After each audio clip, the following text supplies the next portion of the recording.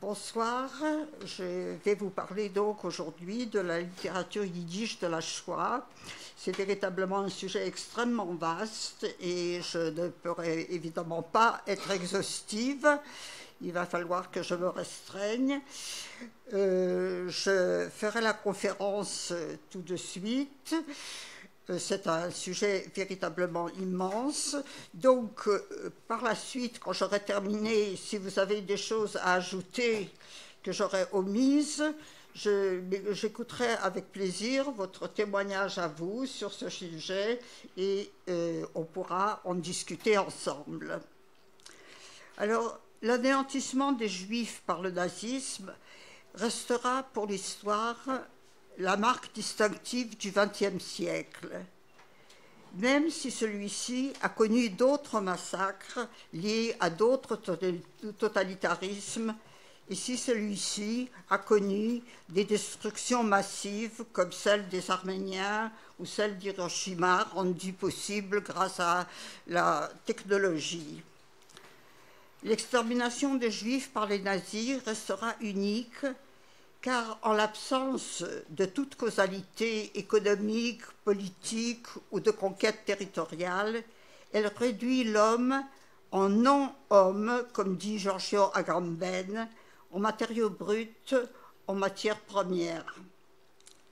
Le caractère unique de l'événement se révèle dans l'incapacité même de la langue à le nommer, incapacité qui se perpétue jusqu'à nos jours. Pour le désigner, le terme de Holocauste a été employé par certains rescapés, comme Elie Wiesel précisément, et il a été retenu notamment dans le monde anglophone. Mais en raison de sa connotation religieuse, d'immolation, de sacrifice à un dieu, il est récusé, et je pense à juste titre. Par sa généralité, la notion de génocide, la notion la plus exacte, ne rend pas compte du processus allant de la réduction de l'humain à la vie nue, tuable à merci, avant même l'extermination des êtres.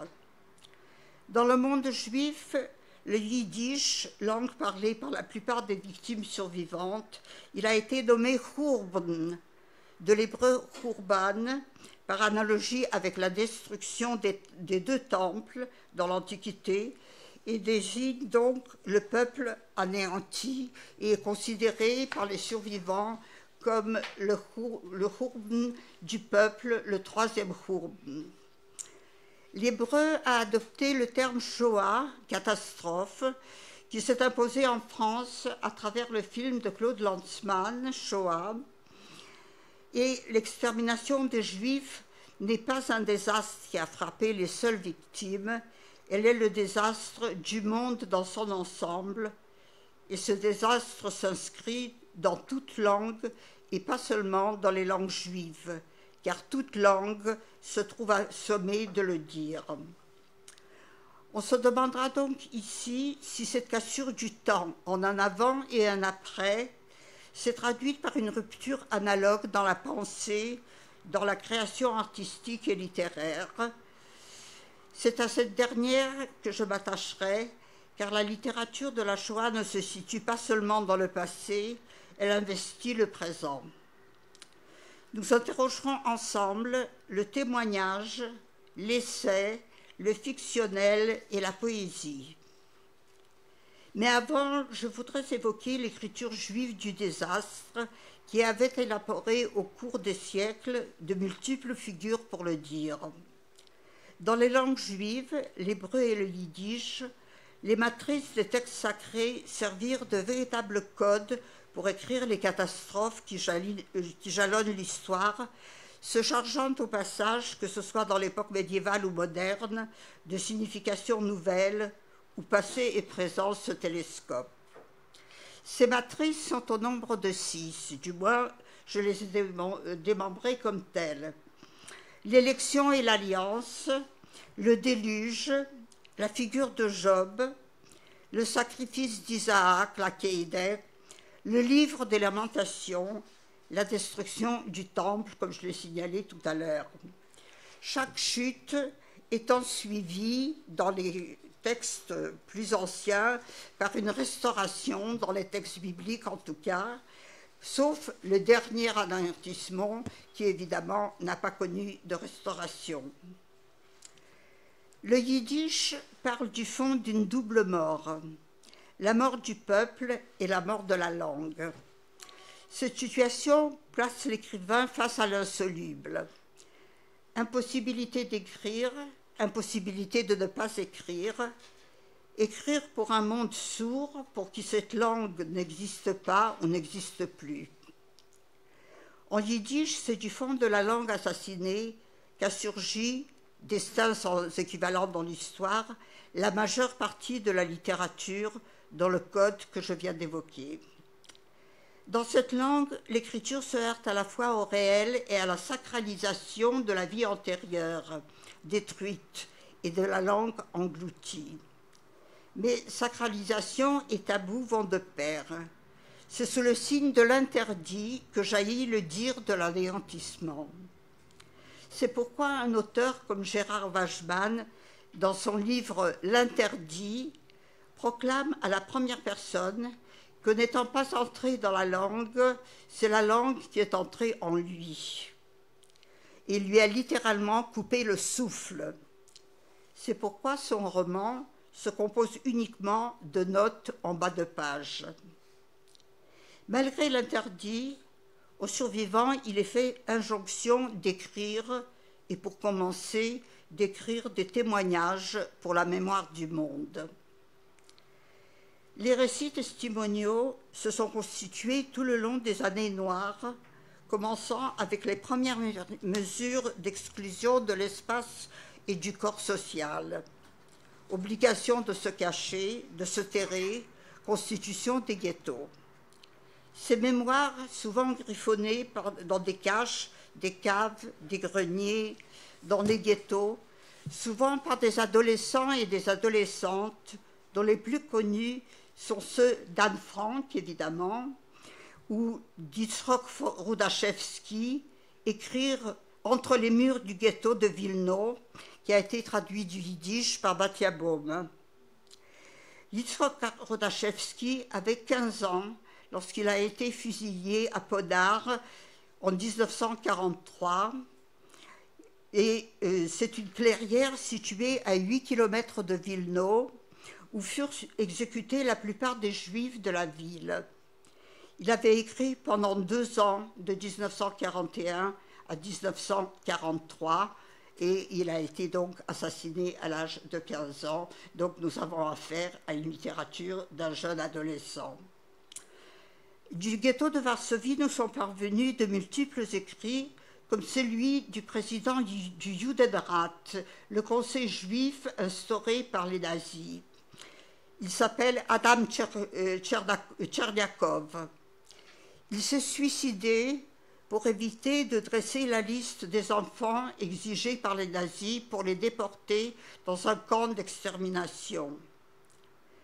Dans le même ghetto, l'historien Emmanuel Ringelblum avait constitué des archives appelées Odek Shabbat, auxquelles ont participé nombre d'internés en diverses langues, en yiddish, en hébreu ou en polonais. Tout le monde écrivait, témoigne Ringelblum. Ces témoignages se sont retrouvés jusque dans les centres autour des fours crématoires d'Auschwitz et de Birkenau. Manuscrits des membres du Sonderkommando. Les Sonderkommando, ce sont les commandos qui étaient désignés par les nazis pour enlever les cadavres des chambres à gaz et pour les incinérer. Et même dans ces conditions, les membres des Sonderkommando ont pu écrire. Et voici ce qu'écrit l'un d'entre eux, c'est Gradowski, dans un témoignage qui en yiddish s'appelle « Les rouleaux d'Auschwitz » et qui en français est traduit sous le titre « La cendre, des voix sous la cendre ». Je vous cite donc un petit passage de Gradowski, d'un de ses membres des commandos, des Sonderkommando. C'était évidemment écrit dans ce qu'on appelle une littérature de l'extrême. Viens avec moi, avec ce misérable enfant solitaire, encore en vie du peuple d'Israël, arraché à son foyer avec sa famille, ses amis et connaissances, pour trouver un repos provisoire dans des tombeaux argileux et humides, et de là être conduit dans ce soi-disant camp de concentration pour travailler, et en fait arriver dans ce grand cimetière juif, parlant évidemment des camps d'extermination. Là, j'ai été placé par ces diables comme gardien aux portes de l'enfer, par où ont passé et passent encore des millions de juifs de toute l'Europe. Rien d'étonnant dans ces conditions que les essais se multiplient pour penser cet impensable objet de pensée. Nous retrouvons parmi ces écrits des auteurs comme Robert Antelme, comme avec l'espèce humaine, à la fois témoignages et essais, ainsi que Primo Levi avec Si c'est un homme, et surtout ce qu'il a écrit 40 ans après son premier livre, qui s'appelle Les naufragés et les rescapés. Il est alors taraudé par la honte et la culpabilité d'avoir survécu. Voilà ce qu'il dit. Nous, les survivants, ne sommes pas les vrais témoins. Nous, les survivants, nous sommes une minorité non seulement exiguë, mais anormale. Nous sommes ceux qui, grâce à la prévarication, à l'habileté ou à la chance, n'ont pas touché le fond. Ceux qui l'ont fait, qui ont vu la Gorgone, ne sont pas revenus pour raconter ou sont revenus muets. Mais ce sont eux, les musulmans, les engloutis, les témoins intégraux. Ceux dont la déposition aurait eu une signification générale, eux sont la règle, nous sommes l'exception. Alors, les musulmans, c'était le terme qui désignait les personnes qui, dans les camps, avaient renoncé à la vie et qui se traînaient affamés et des morts vivants dans les espaces qui leur étaient assignés. Nous autres, je continue, nous autres favorisés par le sort, nous avons essayé avec plus ou moins de savoir de raconter non seulement notre destin, mais celui des autres, des engloutis.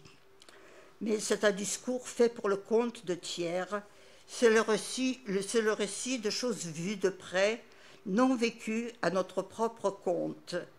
La destruction menée à son terme, l'œuvre accomplie, personne ne l'a racontée, comme personne n'est jamais revenu pour raconter sa propre mort. Donc c'est un extrait des naufragés et des rescapés et de Primo Levi. Et dans ces conditions, on se demande qu'est-il advenu à l'homme, à l'individu et au collectif, au singulier et au général, au jeu comme siège de l'autre et à l'autre comme une intériorisation du moi.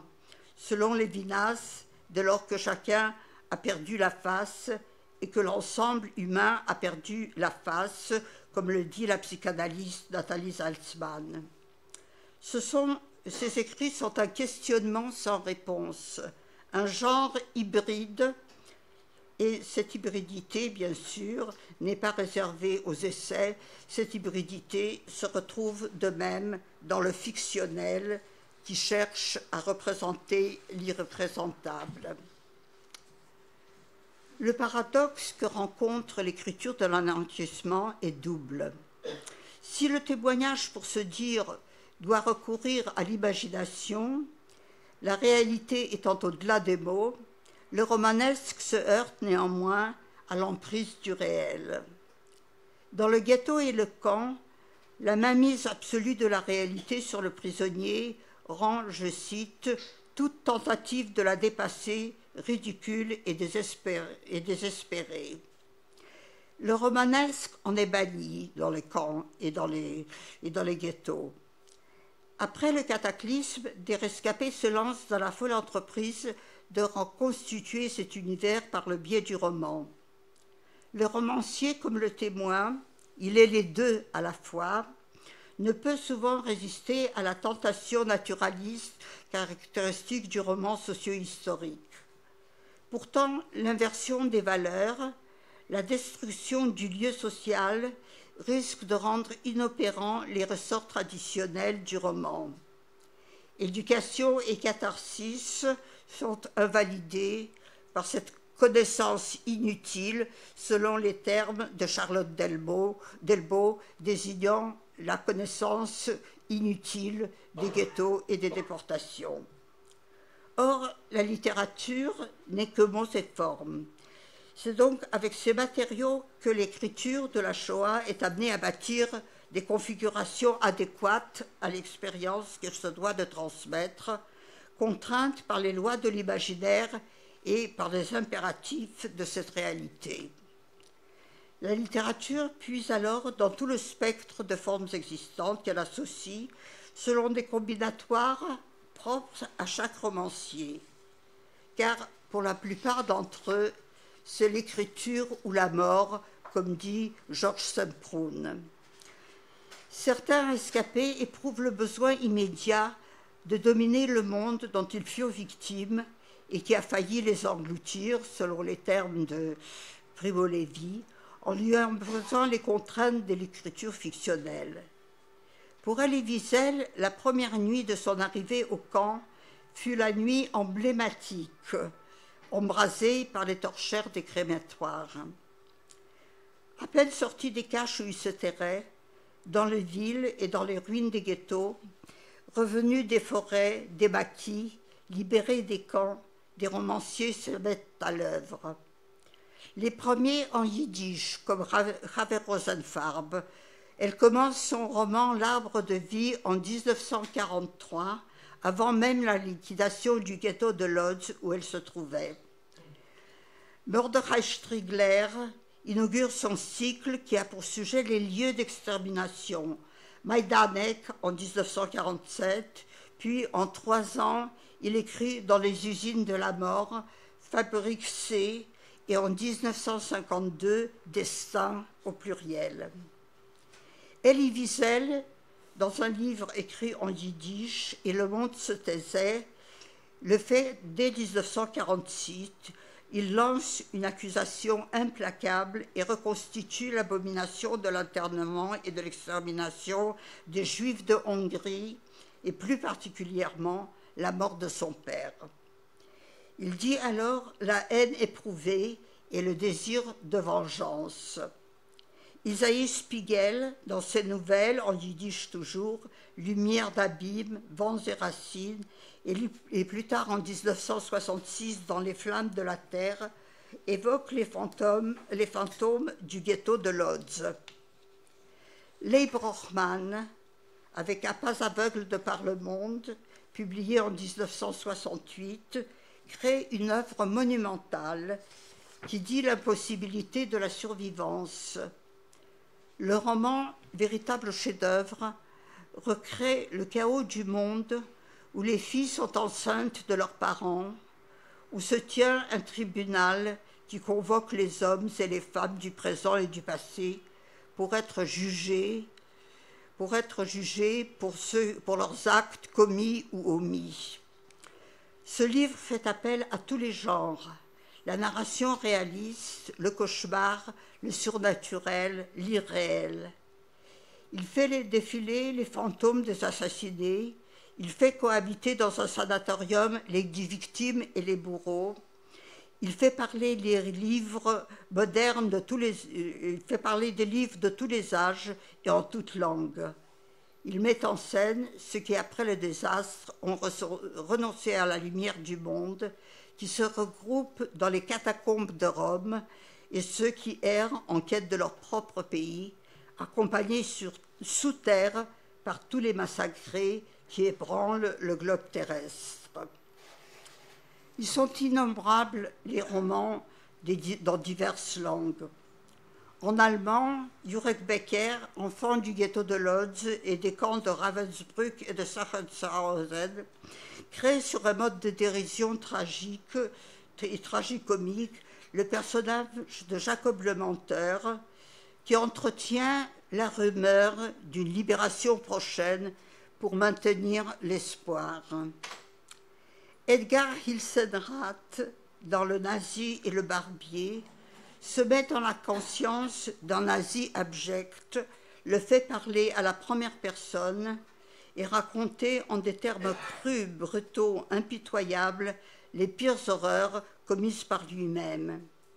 Il finit par prendre la place d'un juif, son ami d'enfance qu'il a assassiné, et qu'il se retrouve en Israël sous cette nouvelle identité.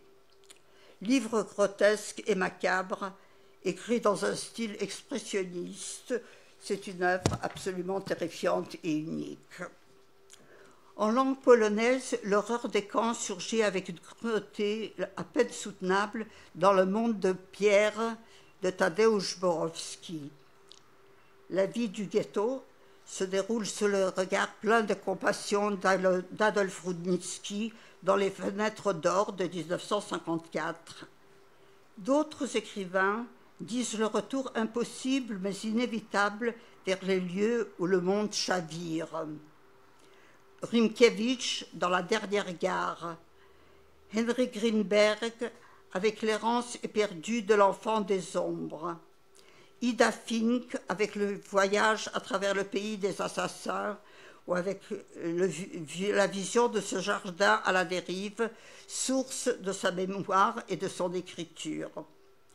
En russe, l'œuvre immense de Vassili Grossman, que vous connaissez, je suppose, Vie et destin, écrite en 1961, confisquée par le KGB, traduite en Occident en 1980 seulement, tranche radicalement avec ses écrits antérieurs.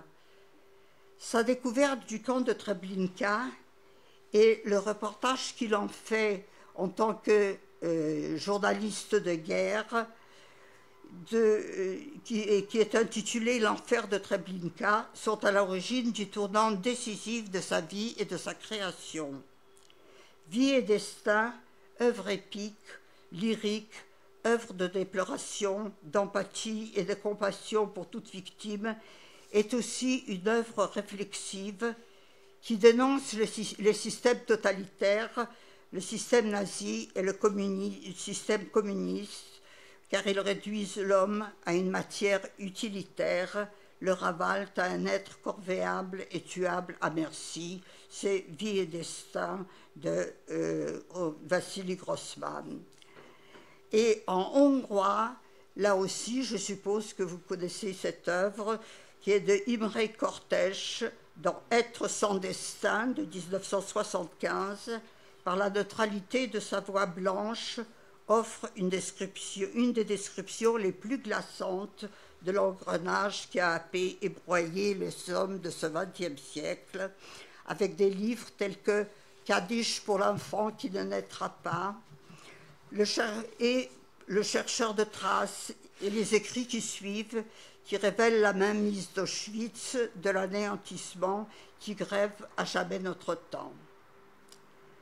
La scène indéfiniment reprise de l'arrivée sur la rampe, avec l'apparition dans la lumière des projecteurs des premiers spectres de la planète Auschwitz, la course effrénée hors des wagons, la stupeur, l'hébétement, la nudité des victimes dans le froid et la neige font basculer le récit, imposant une monstruosité souvent insoutenable. Elie Wiesel, lui encore, dans La nuit de 1959, qui est la version française de Et le monde se taisait, reprend le récit de la déportation du narrateur de Sziget à Birkenau, où seul l'adolescent survivra. Les victimes y incarnent non seulement les Juifs, mais la souffrance universelle, contrairement à ce qui se passait dans Le monde se taisait. Anna Langfuss fait le bilan d'une vie saccagée, réduite à des bagages de sable en 1960, ou bien enfouie dans le sel et le soufre de l'histoire, comme s'intitulent ces deux romans. Piotr Rawicz, Entre violence et tendresse, vitupère et fulmine dans le sang du ciel en 1961.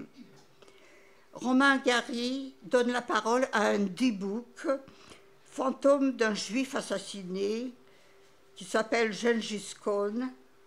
Il donne la parole à un fantôme d'un juif assassiné qui s'est emparé en tant que D-book de son bourreau. Le flux de conscience du grand voyage de Georges Semprún enchâsse dans les 3 jours que dure le voyage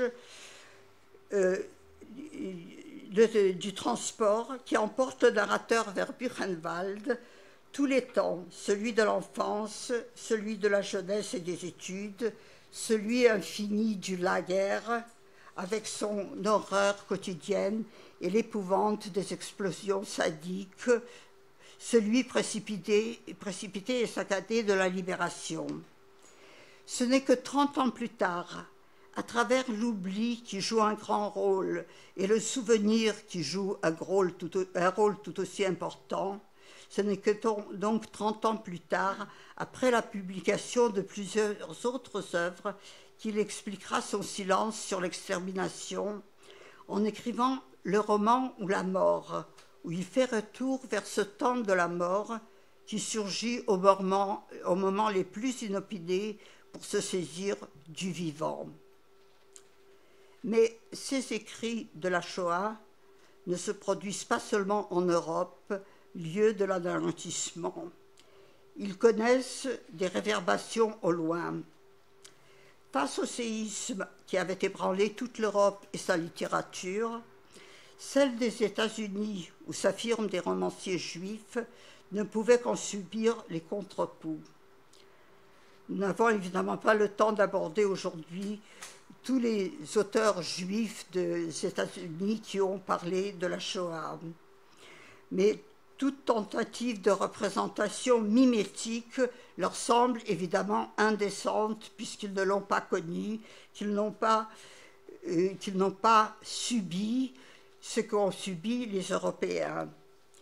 Prime alors la recherche de formes indirectes. Un premier pas dans ce sens est fait par Saul Bellow dans La planète de Mr. Sandler qui date de 1969, dont le héros revenu de l'au-delà, sorti d'une fosse commune, d'un charnier, devient à New York le collectionneur, ce que signifie le nom en yiddish, le collectionneur des détresses qui l'entourent, l'observateur borgne d'un temps d'après l'anéantissement qui a contaminé le monde entier et pas seulement les lieux où il a été commis. Bernard Malamud n'a cessé de tourner autour du gouffre sans parvenir longtemps à l'affronter. Ce n'est que dans son dernier roman, La grâce de Dieu, qui date de 1982, qu'il ose donner forme à l'interrogation fascinante que sous-tend son œuvre. Cette allégorie, qui en une tragique dérision allie lui aussi macabre et grotesque, lui permet de demander des comptes à un Dieu qui se révèle un metteur en scène sadique de l'histoire. Livre de destruction et d'une nouvelle genèse qui inéluctablement mène aux annihilations à venir, il relie les grands mythes de l'humanité, déluge, repeuplement de la terre par des rescapés, rejet de l'autre, l'étranger, meurtre du frère, mise à mort du père, puis recommencement infini des cycles de l'extermination. Philippe Roth aura recours à l'uchronie, c'est-à-dire au récit fictionnel à partir de la réalité historique. L'uchronie, fantasme de la survie d'Anne Frank, lui aussi dans le grotesque et le macabre qui domine, notamment dans le projet de rapatrier tous les juifs ashkénazes d'Israël vers la Pologne, dont certains sont des rescapés et d'autres leurs descendants. C'est dans le livre qui s'appelle « L'écrivain fantôme ». Et puis, Opération Shylock. Je n'aborderai pas d'autres auteurs américains parce que le temps nous manque, mais si nous avons le temps pendant le pot, je pourrais parler d'autres écrivains, bien sûr, à ceux qui s'y intéressent.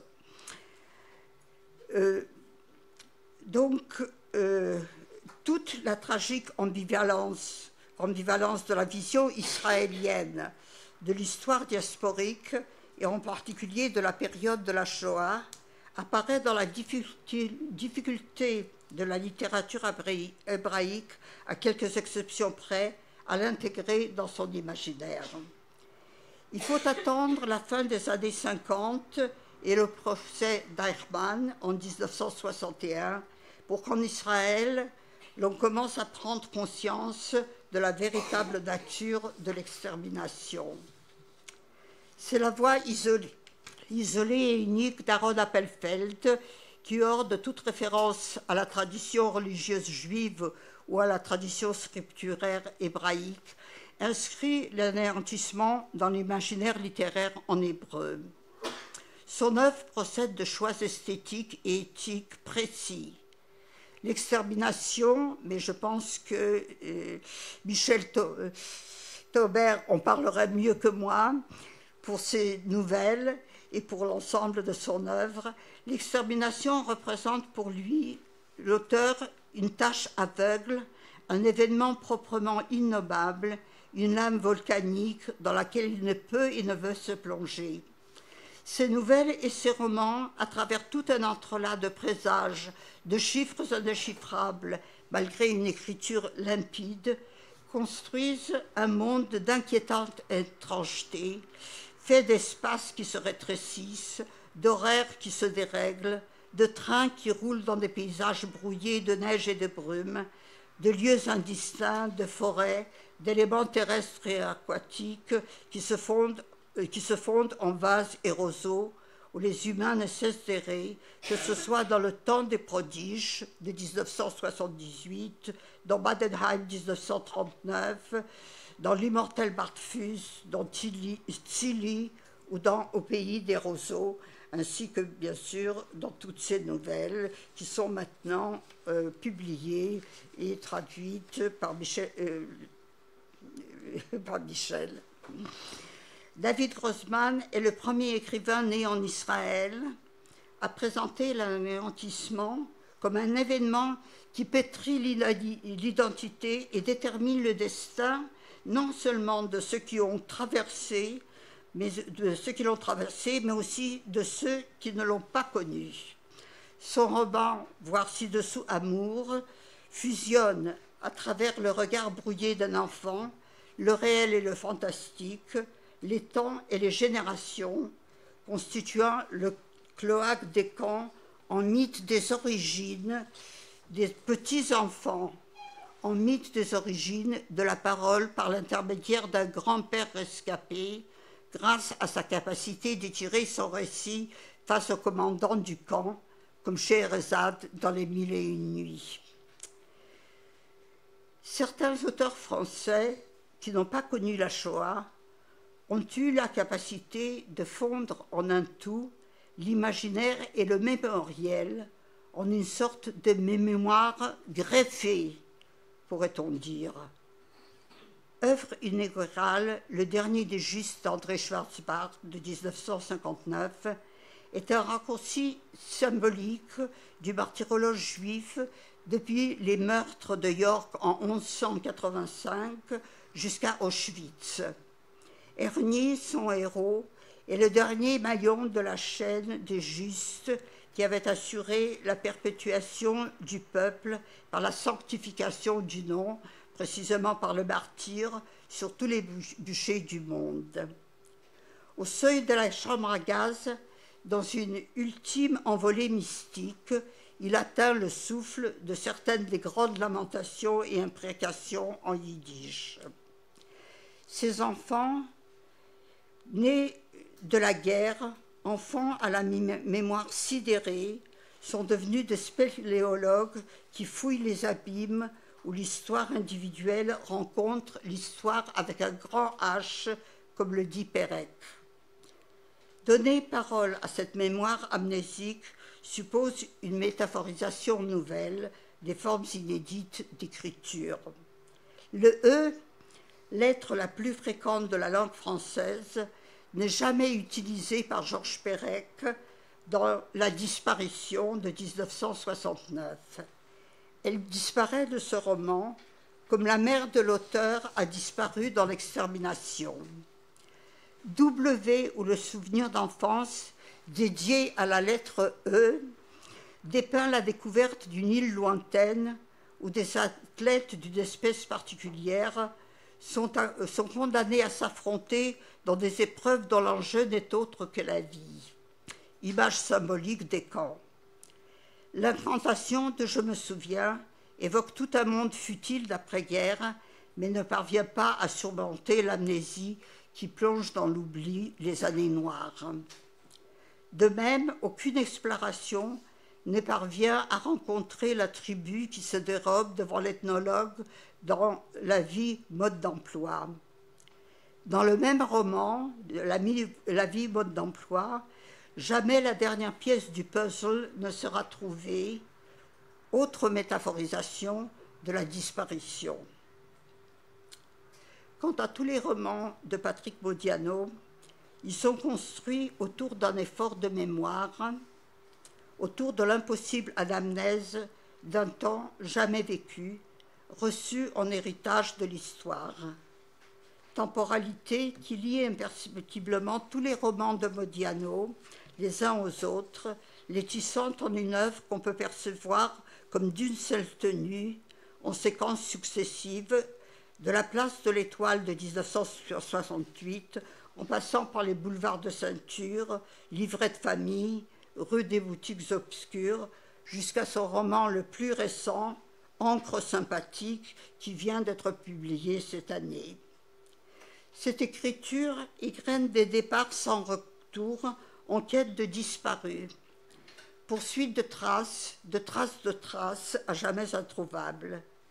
Cette œuvre culmine dans Dora Bruder, de 1997. Dans Dora Bruder, le seul indice est un nom trouvé dans une annonce de Paris Soir du 31 décembre 1941 et l'itinéraire hypothétique aux jalons détruits ou vides d'une jeune fille fantasmée par le narrateur. Mais parmi les différents discours qui ont tenté de dire l'anéantissement, s'est imposée la poésie pour nommer l'innommable. Parole testimoniale en ce que du fond d'elle-même, elle parle toujours de et pour autrui. Car le poète, je cite, n'a pas de moi, il est tout et rien. C'est une citation de Keats, d'un auteur romantique anglais. Parole testimoniale également en ce qu'elle vise la vérité par-delà toute réalité. Elle s'organise en deux grands ensembles, la poétique du cri et la poétique du silence. Le poète de la Shoah est condamné à ce cri sans voix dont parle Katzenelson dans son chant du peuple juif assassiné. La poésie, c'est l'autonomie du langage. Elle le sait rétif. Il doit exprimer l'unicité de cet événement sans précédent en élément de langage préexistant. La poétique du cri a une longue tradition dans les littératures juives. Elle commence avec les écrits bibliques et se poursuit au cours de l'histoire sous divers avatars linguistiques et rhétoriques qui ont leur source dans la liturgie, les livres du souvenir, les Yiskerbücher, les évocations des suicides collectifs des villes rhénanes, les bûchers de l'Inquisition, les massacres de Khmelnytsky, les pogroms. Katzenelson, à court de mots, emprunte la voix de Jérémie et paraphrase ses malédictions.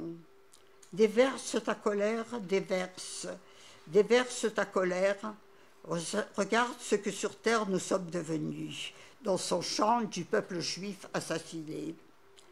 Devant la surdité du monde, le jeu s'interpelle lui-même. C'est contre lui-même qu'il élève le premier cri, à lui-même qu'il impose cette violence du cri. Dans le chant du peuple juif assassiné, à chaque injonction, chante, chante, le poète Katzenelson se dérobe, se retranche derrière sa douleur, sa solitude, la perte des siens, les ombres de disparus.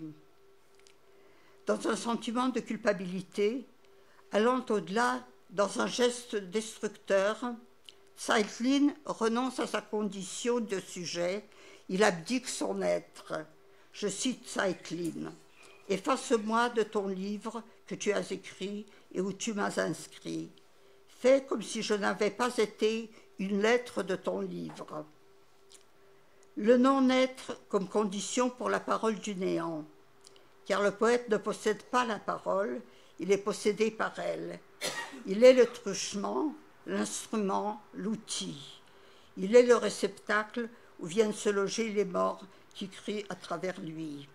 Sutzkever écrit « Je suis le cœur million d'ossements, le gardien de leurs champs abandonnés. » Évidement du sujet, autodévoration et possession par les mots. Au paroxysme de ce cri, le jeu du sujet et le tu de l'interlocuteur fusionnent dans l'indistinction. Le cri atteint alors à l'impersonnel, qui est cette dimension autre, induite par la poésie de l'anéantissement. Le cri du poète interpelle, apostrophe les étoiles, le soleil dans sa marche, il exige des comptes des hommes et du monde, lance des suppliques aux dieux abolis, ou le met au défi de donner une preuve de son existence. Le flot des invectives, des anathèmes et des malédictions porte le cri aux limites de la parole. Je cite Meleravitch. « J'ai voulu du fond du cœur pousser un cri de notre temps vers Dieu. La voix qui est sortie de ma gorge était celle d'un coq à demi égorgé. » Ce que dit ce poète, c'est qu'il n'existe aucune forme de langage adéquate. Et cette inadéquation ne tient pas seulement aux limites du langage trop étroite pour appréhender l'événement. Son inadéquation ne tient pas seulement à ce qu'il doit rendre compte en vocable préexistant de l'effondrement du monde. Elle tient à ce que le temps humain est marqué par la chute irréversible de tout langage. Je cite toujours Meleravitch, « Au commencement était le verbe, et maintenant est la fin du verbe. Maudite sois-tu, parole, qui devais être une consolation et réconfort, car tu n'es qu'un serpent de fiel dans le champ de notre âme. » Les poètes du cri rassemblent tous les éléments de la rhétorique du désespoir. Invective, imprécation, objurgation, anathème, sacrilège, adressé à l'inconnu par-delà les siècles, adressé à Dieu dans une dimension non pas ascensionnelle, mais dans une dimension horizontale. Dieu n'est plus le Dieu de Kourou, mais le Dieu qui est déchu, le Dieu à qui l'on s'adresse et qui doit, lui, prier les victimes selon les termes de ses langues. Les diatribes des prophètes, des psalmistes de tous les temps se muent en chants de colère.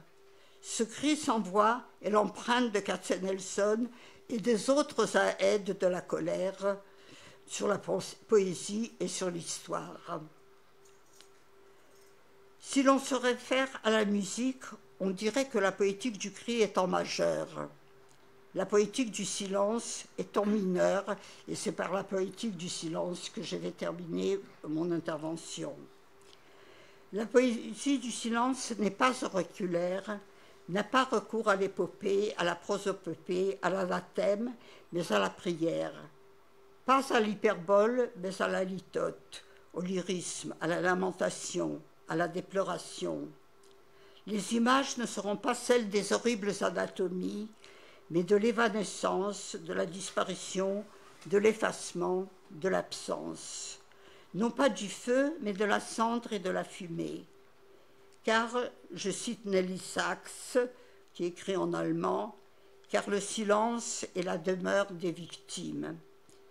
C'est aussi pour les poètes le silence du néant.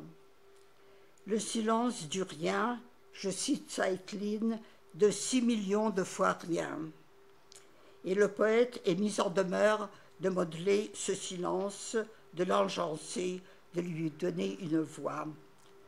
Du silence émerge une poétique qui a sa propre morphologie, sa syntaxe, sa sémantique. Comment surmonter l'antinomie radicale entre parole et silence pour pétrir en paroles de silence des configurations de silence? Je cite Sutskever. Fumée, fumée, voguent les fumées, les enfants morts vivants de fumée, les enfants morts s'enveloppent de fumée. La mort des enfants dans la fumée marque l'interruption et la fin de la continuité de la chaîne générationnelle. La théologie négative ne sera pas celle d'un Dieu courroucé, mais d'un Dieu absent, d'un Dieu qui a voilé sa face, d'un Dieu déchu et en pleurs. Dieu, dans ma maison, est entré à minuit, mendiant, le pas fatigué, hésitant, somnambule au regard aveugle, la lèvre assoiffée et la langue muette, écrit Leivik. Comme j'ai dit, la relation entre l'homme et Dieu n'est pas verticale, l'homme essayant d'atteindre Dieu dans les hauteurs. Dans la poétique du silence, le dialogue entre Dieu et l'homme n'est pas de type ascensionnel. Au dialogue vertical se substitue le dialogue horizontal. Ce Dieu déchu, ce Dieu qui a failli, doit implorer le pardon de ses victimes, discélant « Prie Seigneur, invoque-nous ». Lévique va encore plus loin. Le conte est toujours avec toi, Créateur, même s'il est vrai que tu n'existes pas. Le paysage est une planète de cendres aux ruines de villes juives, amoncellement de maisons effondrées et calcinées. Le silence de la terre dévastée s'étend en vagues concentriques à l'ensemble de l'univers.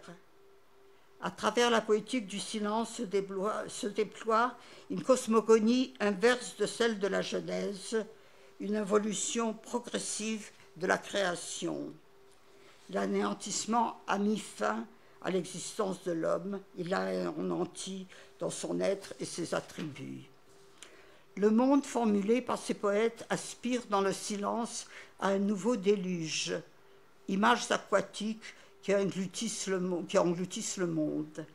Non pas le feu et le soufre, mais un retour au désert et au vide primordial où il y aura, je cite Segalovitch, seulement des pierres, seulement des rocs, seulement des mers. Plongé dans les ténèbres abyssales, image d'un monde que la lumière a déserté, Dieu des premières ténèbres, écoute-moi, implore Chaim Leib Fuchs. Si le silence est l'exil de la parole, l'accession au verbe serait-elle sa rédemption? Il n'en est rien pour les poètes du silence, car domine le sentiment de solitude et de déréliction pour Dieu comme pour l'homme, tous deux voués au non-être, au spectre, à l'ombre, à l'illusion. La poétique du silence est celle de la douleur, la plainte, la lamentation se substituant aux cris colériques et blasphématoires. Tension d'une écriture qui se ronge, qui se condamne à la litote, qui reste toujours en deçà de l'émotion qui l'habite. La lamentation, la plainte se mue en une douloureuse et angoissante méditation. Contrairement au cri, le silence, lui, est inépuisable. Pour les poètes yiddish, l'anéantissement est un processus, il se continue dans l'oubli. Cela aussi sera oublié, cela aussi. Mon peuple a été brûlé et cela aussi sera oublié. Cette forme de désespérance se trouve au cœur de la poésie de Gladstein, chez qui le sentiment de déréliction est absolu. L'anéantissement pour lui est une spirale qui entraîne dans sa rotation exterminé et survivant. Annihilation qui se poursuit, inexorable, s'enfonçant dans les ténèbres, et Gladstein se voit comme l'arpenteur de cette nuit éternelle où ne cesse de sombrer un peuple mort. Le registre métaphorique de la poétique du silence connaît la même atténuation que sa diction. Ce ne sont pas les images d'embrasement, de feu, de glace ou de démembrement qui dominent, c'est le retranchement, la déperdition, l'estrompement, le retrait de la chaleur, de la lumière, d'un monde mort sur lequel, je cite Gladstein, lui un fragment d'étoile rescapée, un ciel d'éternel coucher. Aspiré par le Dieu absent, par le néant, par la nuit, par un monde sans parole, c'est à partir de ce lieu que le poète a obligation de dire. Or, la parole est le souffle, ruach, souffle divin ou souffle humain. L'un et l'autre viennent à manquer au poète après Auschwitz. Pour Celan, en allemand, le mot n'est plus mot. C'est une terrible chute dans le silence. Il ôte le souffle. Pour Nelly Sachs, toujours en allemand, Oa, Oa, berçante mer des voyelles, les mots ont tous sombré. En yiddish, comme dans toutes les langues, on s'inscrit cette exténuation de la parole, une poétique par retrait, par retranchement, a vu le jour. Gladstein lui voit dans la poésie du silence, l'ultime réceptacle de tous les morts. Je cite Gladstein, qui est aussi un poète de la réflexion. Voilà ce qu'il dit dans un de ses poèmes de la Shoah. « Si gisent tous ceux qui parlaient, tous ceux qui bégayaient, tous ceux qui se taisaient, ils sont tous rassemblés ici. Même leur mortalité est éphémère. Les épitaphes ne sont compréhensibles et claires que pour une génération d'amour. Le deuil y dort dans un nid de serpents, et lui aussi oublie. Je vais terminer sur Gladstein et son hommage à tous ceux qui parlaient, à tous ceux qui bégayaient et à tous ceux qui se taisent, qui sont tous rassemblés dans la poésie du cri et dans la poésie du silence. Je vous remercie.